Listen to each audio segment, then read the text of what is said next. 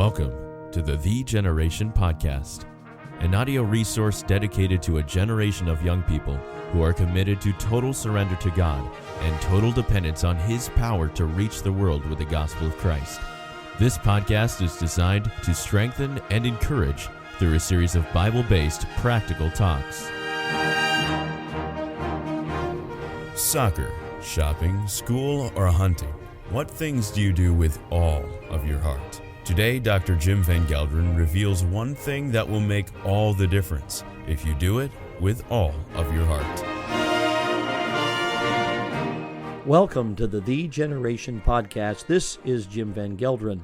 I'm broadcasting today from the Phoenix, Arizona area where we have been at Northwest Valley Baptist Church conducting the War of Special Forces. It has been an absolutely exciting week to see the Lord work.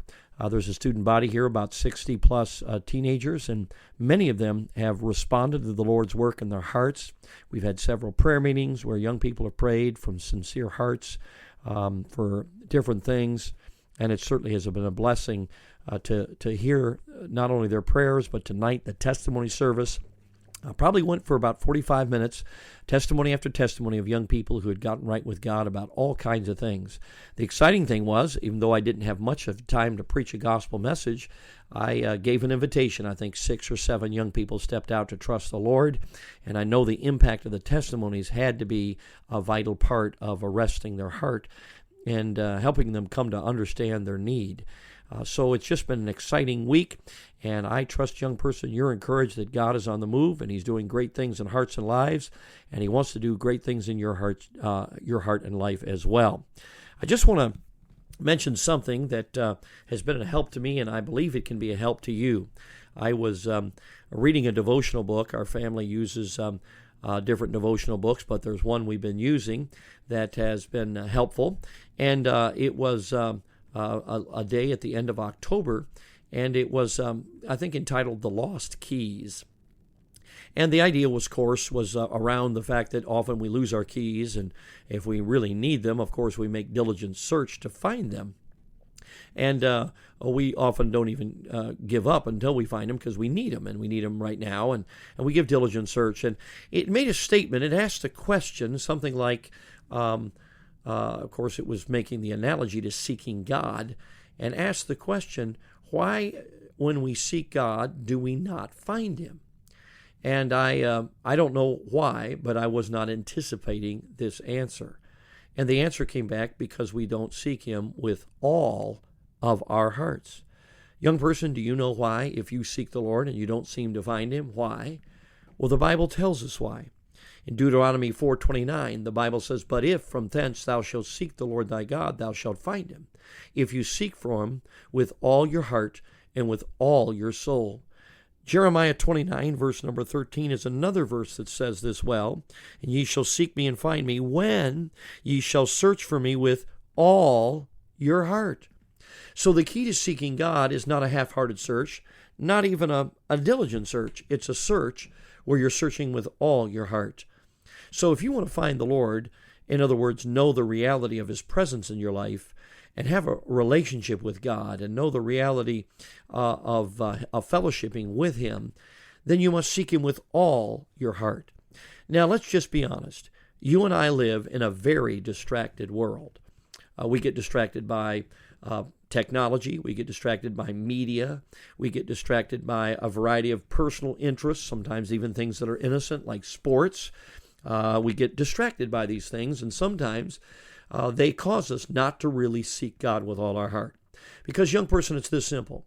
If you want to know God and have a relationship with Him, you can. Because God says, if you seek me, you will find me, if you search for me with all your heart. In other words, it's a top priority. It's just like when you're looking for your keys, not finding them is not an option. I need my keys. I need to go somewhere. Well, friends, it's the same idea. It's not an option not to find the Lord. I've got to have the Lord. I can't go on without Him. won't be useful in my Christian life. I won't have power to reach others. I won't touch other lives without Him. So seeking the Lord, the key is seeking Him with all your heart. Now, friends, if we allow, another problem is if we allow sin to come in our lives and we don't deal with it. If we're not dealing with sin issues, then we can't seek Him with all our heart because we know we're not right with God. Because if you do seek the Lord with all your heart, you're willing to biblically deal with things. Maybe you have to go apologize to your parents for being disrespectful. Maybe you need to go and sit down with your mom and dad and tell them that there's some things that you've been doing they wouldn't want you to do. Maybe you need to go to a teacher and confess the fact you weren't honest on a test or a quiz. These are important things. That's what it means to seek God with all your heart. You want to find God. You're willing to deal with anything He tells us in His Word you need to deal with, or He lays it upon your heart. So seeking the Lord with all your heart is that I just got to find God. I remember it was years ago, probably 30 years ago, I ran across a story. I can't verify the story, but I do remember it. It's about a man and his wife who evidently had done some research about sunken vessels and the wealth that they had in them. And this man evidently came to a pretty strong convincement that there was a certain vessel that had never been found, sunken boat that had great wealth in it. But he became pretty convinced he knew where it was. But in order to do this, he would have to have extended time away, and so he sold pretty much everything he had, and he put investment into a boat. He was able to rent a boat for a year and a crew and everything it would take to find this boat and then salvage the value from it. And as I remember the story, he searched 1 month, then 2 months, then 3 months, and pretty soon it had been 12 months, and as soon as that 12 months expired, if he had not found the boat, he would literally be penniless. And it was the very last day, and it was evidently a little bit of a stormy day, and his wife said, "Well, you're not going to find it. You've tried this thus far, and we'll just give up." But he said, "No, I'm going to try one more time."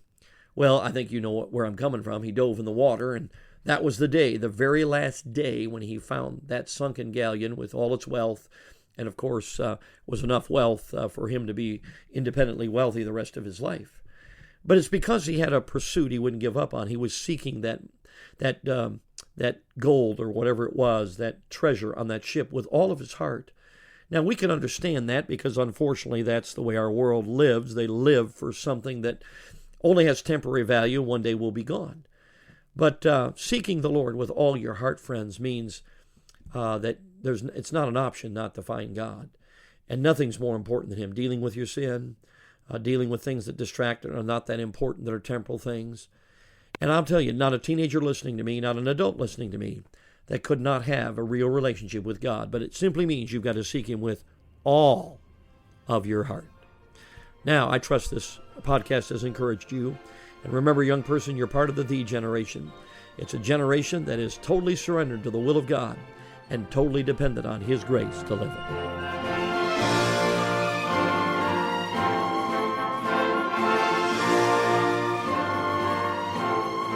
Thanks for joining us for this episode of the Generation podcast. For more faith-inspiring resources and information about joining The Generation, please visit thegeneration.org. That's THEE generation.org.